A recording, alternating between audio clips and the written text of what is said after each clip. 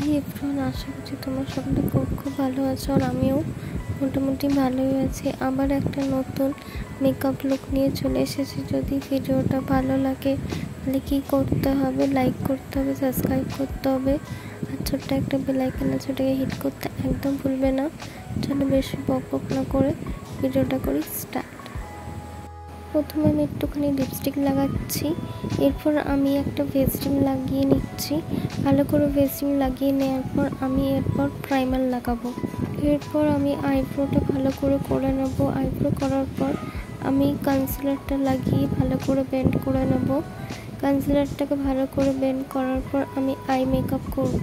তো আমি এখানে একটু পুরনো টাইপের প্যালেট নিয়েছি। যখন আমি মেকআপ করা স্টার্ট করেছিলাম তখন আমি কিছু প্যালেট কিনেছিলাম, সেই প্যালেটটাই আজকে আমি আই মেকআপে ইউজ করছি। আর এটা আমি আগেও করেছি। তো আমি এখানে একটা পিচ টাইপের কালার নিয়েছি, তোমরা দেখতেই পাচ্ছ। সেটাকে ভালো করে ব্লেন্ড করছি। ক্যামেরাতে অত ভালো এগুলো আসলে একটু পাউডারি। আর এই কালারটা আমি ফার্স্ট ইউজ করলাম, একবারও ইউজ করিনি। এটাতে কোনো কালারই হয়নি, তোমরা দেখতেই পাচ্ছ।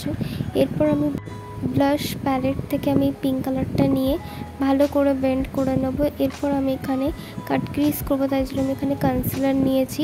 আজকে আমি অন্য রকমের মেকআপ লুক করতে চাইছিলাম।